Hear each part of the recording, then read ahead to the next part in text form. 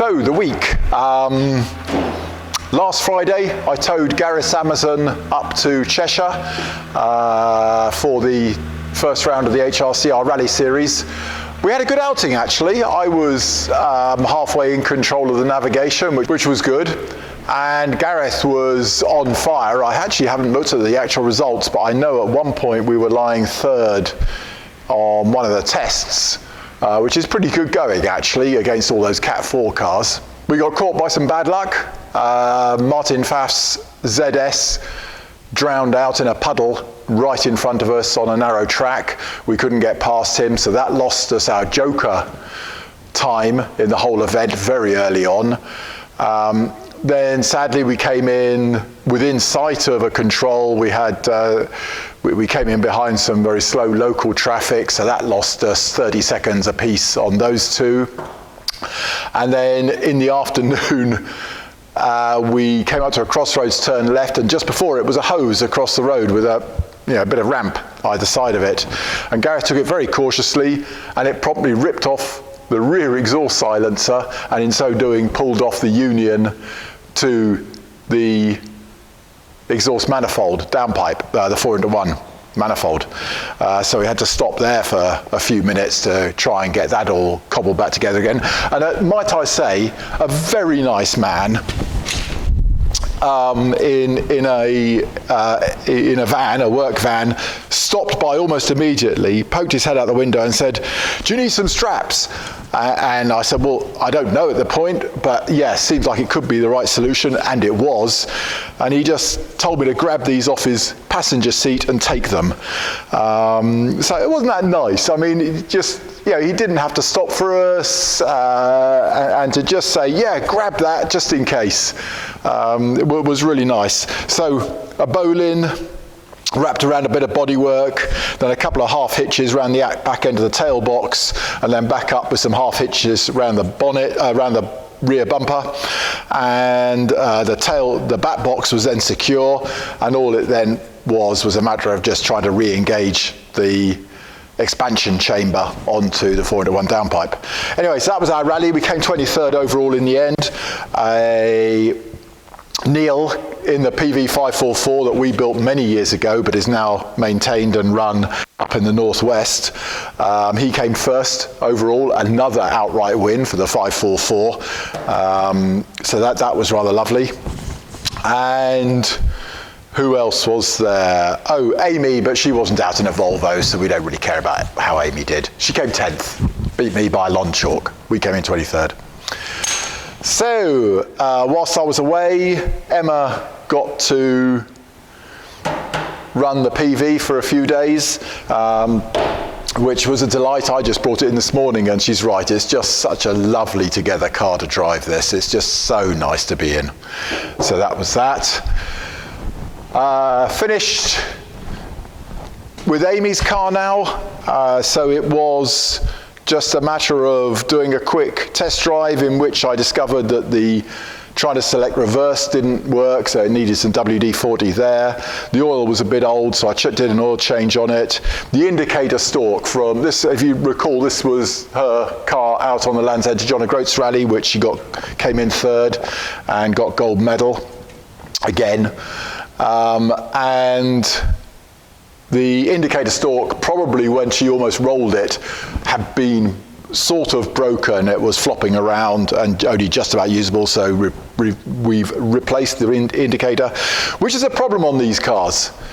We can't get them new anymore. I've got no old stock, and so on our car, we've simply modified it to take the later type indicator stalk by opening out the hole in the cowl.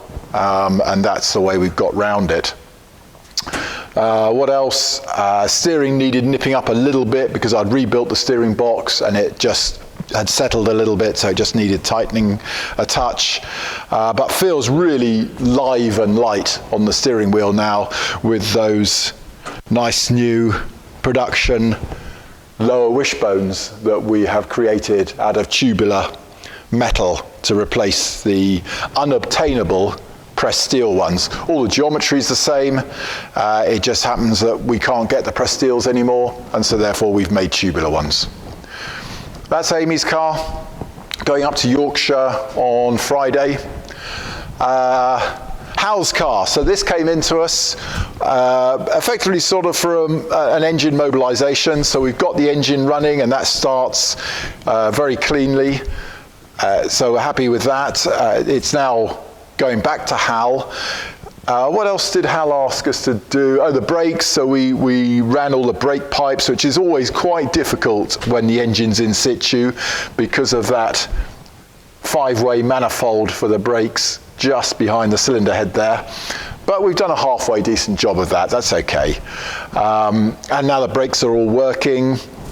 The clutch is all good, the brake pedal. So this brake master cylinder is very non-standard. I've no idea what it comes from or why it's fitted, but we would suggest always going standard because you are probably going to avoid problems in the future if you ever have to replace it. What else did we do? Oh yes, so Hal asked us to check through the gearbox overdrive, and well, to be honest, all you can say is that yes, it's been fitted on the back of the gearbox. There's no wire from the relay to the inhibit switch. The relay is all disconnected. There is no overdrive switch in the car or an indicator lamp, and the original relay is almost certainly dead. So the conclusion that was there that it needs rigging. The electrics for the overdrive need rigging.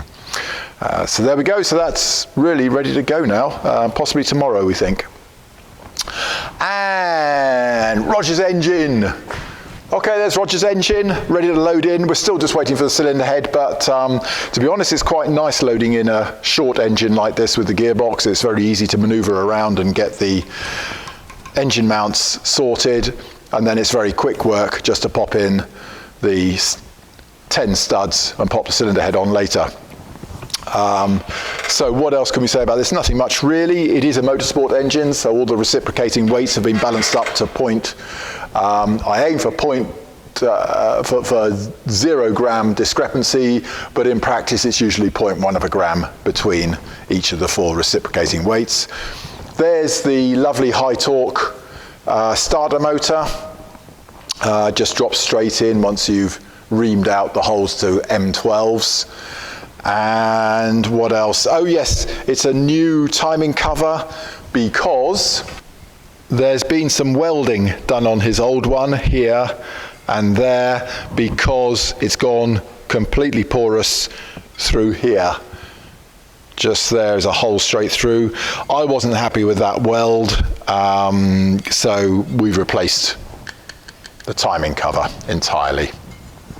And also here is the old sleeve that goes behind the crankshaft pulley here and engages on the neoprene seal in the timing cover. And that you can feel very specifically has got ridges in it there. And therefore we replace those as soon as you can feel a ridge like that. We feel that's probably not going to last as a good seal. So that sleeve gets replaced as well behind here. New water pump. The fuel pump I deemed as good. I have asked Roger just in case he wants me to replace it anyway. And gearbox on, new clutch. So, yep, that'll go in tomorrow morning and ready for its cylinder head next week. What else has happened? Well, we got a shipment from Germany that has come straight through, whistled through customs and excise in the UK, and been with us in no time flat, and we've had no charges for it at all. So we're kind of confused as to how customs and excise decide to sit on shipments, because this is just the same paperwork as we normally do. And in all probability, in 6 months' time, we'll get an untraceable bill from customs and excise for this, because there is duty to be paid on it. But it'll have no cross-referencing, so we won't know what it applies to. So although it is good news today that it arrived quickly, that's nice. I presume that next week we could have something that'll take 6 weeks to get here, and will get charged up front before it's allowed to be released. So I've no idea how customs and excise do their job. It seems very difficult to understand, and therefore there's nothing we can do to improve it. Right, well, that's it. We're off to Yorkshire this weekend, taking Amy's car back up north for her to compete. And then the following weekend is a weekend off. Get one at home. And then the weekend after that, we're back up to Yorkshire for the next round of the HRCR with Gareth. Excellent. Have a good weekend.